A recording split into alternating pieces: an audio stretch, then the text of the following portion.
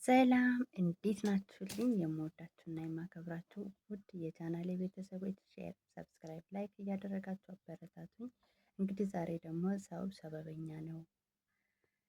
ብዙዎቻችን ሰበብ እናደርጋለን ላለመለወጣችን ምክንያት ለብዙ ነገር ሰበብ እናበጃለን ወይ ደግሞ እናመሃኛለን ማለት ነው። እንግዲህ ሰበብ ከየት ጀመረ ቢባል ከመጽሐፍ ቅዱስ ያው አንደኛ መጽሐፍ ቅዱስ ያው ዘፍጥረት ላይ ታውቁታላችሁ። እግዚአብሔር አዳምን ፈጠረው። ከዛም በኋላ እንስሳቶች ሁሉም ተፈጠሩ ማለት ነው አይደል? እንደዛ ነው የሚለው እና አይደለም መጀመሪያ የተፈጠሩት እንስሳቶች፣ አታክልቶች ምናምን ነው። ከዛም በኋላ እግዚአብሔር እነኛ ሁሉ ሰው እንደሚጠብቃቸው እንደሚያስፈልጋቸው ሲያውቅ አዳምን ፈጠረው እና አዳም እንግዲህ ከጭቃ ነው የተሰራው። ሁላችንም እንደዛ ነው የተሰራነው እና እግዚአብሔር አፈር ወሰደ፣ አዳምን ፈጠረው። ከዛም በኋላ አዳም ብቻውን ሲሆን ደግሞ መልካም እንዳልሆነ እግዚአብሔር አየ። ከዛም በኋላ ሔዋንን ፈጠረለት ማለት ነው። ከጎኑ አጥንት ወስዶ እንግዲህ ብዙ ሰው ያው ከግራ ጎን ሴት ልጅ ከግራ ጎን ነው የተፈጠረችው ምናምን እንላለን። ያው መጽሐፍ ቅዱስ ላይ ግን ከግራ ጎን ነው ምናምን አይልም፣ አላየሁም እና ያው ግን ከጎኑ እንደተፈጠረች መጽሐፍ ቅዱስ ይናገራል። ያው የወንድ ልጅ አጥንት ነን ማለት ነው እኛ። ስለዚህ ረዳትም ሆነን የተፈጠርነው ለዛ ነው። ከዛም በኋላ እግዚአብሔር ባማረ ቦታ በኤደነ ገነት አስቀመጣቸው እንዲጠብቁ እንዲንከባከቡ አዳምና ሔዋንን አስቀመጣቸውና ከዛም በኋላ እንግዲህ ያው እንደምታውቁት ታሪኩን እባብ ያሁኑ እባብ የጥንት ጊዜ ደግሞ ዘንዶ ይለዋል መጣና ያው ሔዋንን ጀነጀናት ማለት ነው።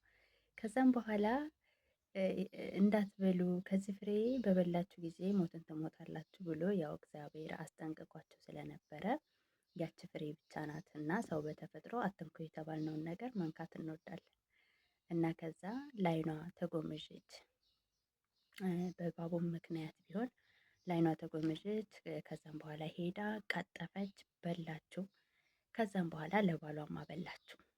ከዛ እግዚአብሔር እንግዲህ ሁሉን ያውቃል፣ አዋቂ ነው። ምን እንደምናደርግ ያውቃል። ገና ሳናስበው ነው የሚያውቀው እና እግዚአብሔር ወደ ኤደነ ገነት ሲመጣ አዳም የለም። ከዛን አዳም ወዴት ነህ ሲለው ራቁቴን እንደሆንኩ አየሁኝና አወቅኩኝና ተደበቅኩ አለ ማለት ነው። አዳምና ራቁትህን እንደሆንክ ማን ነገረ?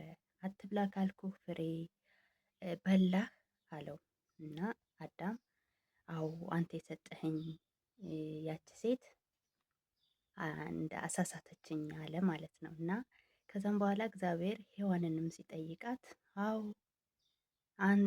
እባብን ያሳሳተኝ አሳሳተኝ ማለት ሰበባ እናበዛለን እና ከዛም በኋላ እንግዲህ ያው ይሁን ያለው ይሆን የለ በዛ ምክንያት ነው። እግዚአብሔር እንደ ቃሉ ነው እንደተናገረው እንደዛው እንደ ቃሉ ነው እና ሰበብ ከምናበዛ አሁን ምሳሌ ያመጣሁት እንጂ ይሄ ይሁን ያለው ሊሆን ዘንድ ግድ ነው።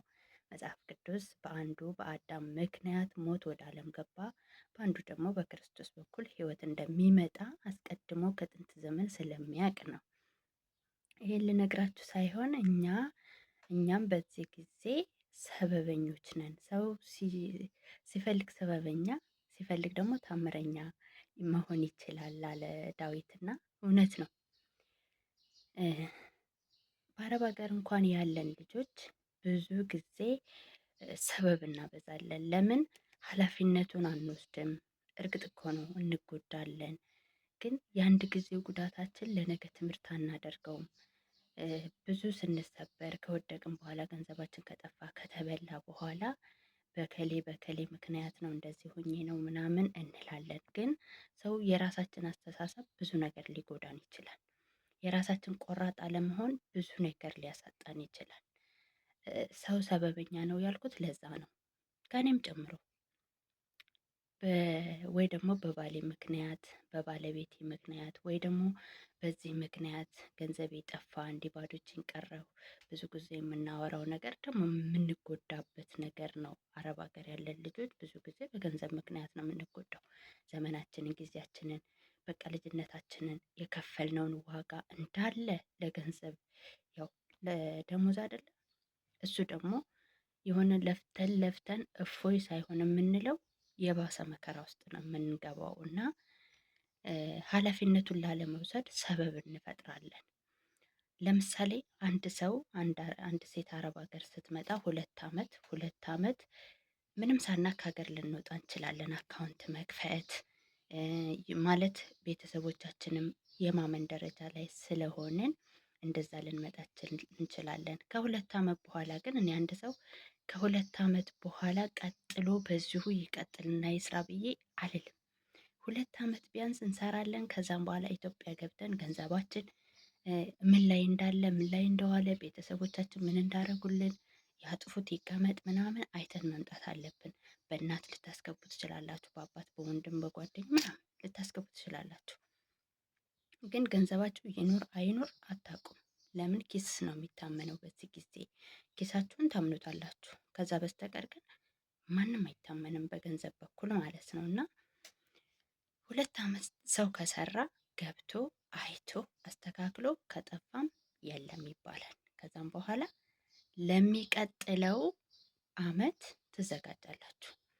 ከዛን አካውንታችሁን ትከፍታላችሁ፣ ትመጣላችሁ፣ የምትረዱትን ለሰው ትረዳላችሁ። ከዛም በኋላ ደግሞ የቀረውን ቆጥባችሁ ቆራጥ ሆናችሁ እንደዛ ይሻላል ብዬ አስባለሁ። ብዙ ጊዜ አንድ ሰው ከሀገር ከወጣ ለምሳሌ እንግዲህ እዚህ ስትመጡ አንዳንድ ቤት ላይ መቻችሁ ይችላል፣ ልትጠፉ ትችላላችሁ። ከዛ በስተቀር ግን ኮንትራት እየሰራ ሰው እኔ ቀጥ ብሎ በዚሁ ወጥ ስራ ብዬ አልመክርም። ትላንት የመታው እንቅፋት ነገም እንዲመታው አልፈቅድም። ለምን ብዙ ጊዜ ገንዘባችን ጠፍቶ ከዚህ እንኳን መግቢያ ተቸግረን እንኳን መግቢያ እርዳታ ተለምኖ ነው የምንገባው። የብዙዎቻችን ችግር ነው እና ገንዘባችንን በአግባቡ ካልያዝን በማን እናሳብ? በማን ልናሳብብ ነው? እና ብዙ መርዳትም ችግር ያመጣል። ለሰው ብዙ አትስጡ። ሰው ወደዳችሁም ጠላችሁም እስከምትሰጡ ድረስ ነው የሚስቅላችሁ። ከዛም በኋላ የሆነ ችግር ሲፈጠር እናንተ ስትቸገሩም ማንም አይደርስላችሁም፣ ማንም ዞር ብሎ አያችሁም። ስለዚህ ማወቅ ለራስ ነው። ለራሳችሁ ወቁ እና ሰው ስበበኛ ነው። በማንኛውም በኩል ሰው ስበበኛ ነው። የሆነ ነገር አጥፍቶ እኔ ጥፋተኛ ነኝ ብሎ ይቅርታ ከመጠየቅ ማሳበብ ይሻላል።